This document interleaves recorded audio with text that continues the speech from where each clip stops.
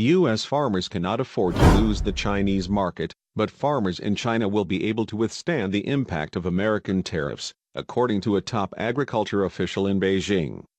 Han Jun, Vice Minister of Agriculture and Rural Affairs, said China's retaliatory tariffs on American products, the latest of which took effect on Saturday, now covered virtually all U.S. agricultural product exports to China, warning that U.S. farmers could lose the Chinese market for good.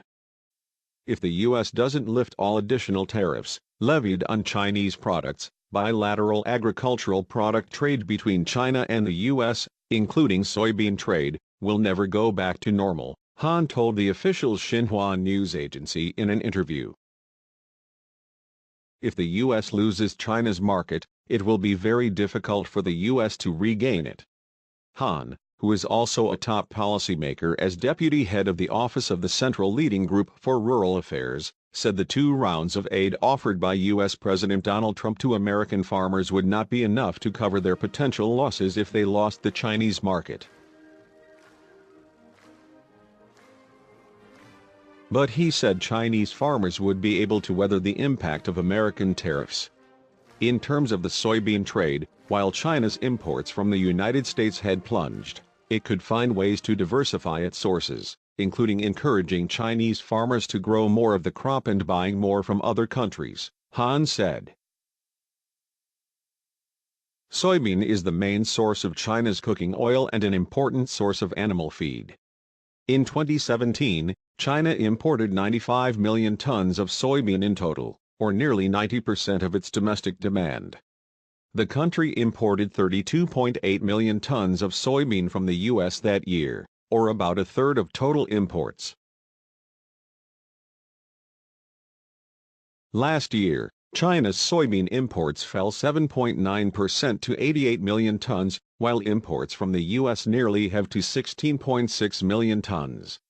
Soybean imports from Brazil, meanwhile, surged 30% to 66 million tons last year, or 3/4 of China's total imports, according to Chinese customs data.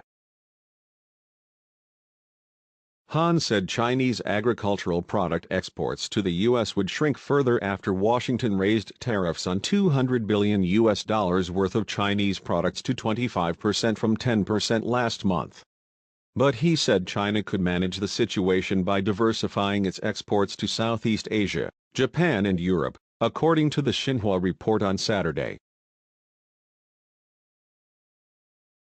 In addition, Han said rising food inflation in China, a growing concern among consumers, had been caused by seasonal factors and was not directly linked to China-U.S. trade frictions.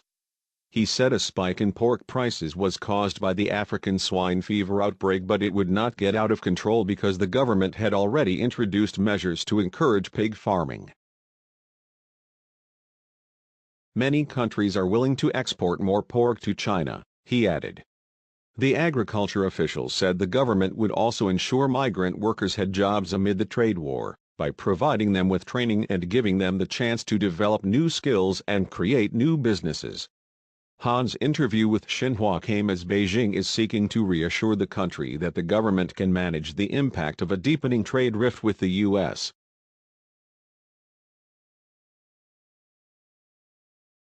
Beijing on Sunday issued a white paper blaming Washington for stalled trade talks but said it remained open to negotiations in the future. Trade tensions between the 2 countries escalated last month after talks broke down, with the Trump administration increasing tariffs and China retaliating with its own duties on $60 billion of U.S. products. As well as the new tariffs on $200 billion of Chinese products, the U.S. has also threatened to impose a 25% levy on the remaining $325 billion of goods from China that are not subject to tariffs. That measure could be enforced by the end of June.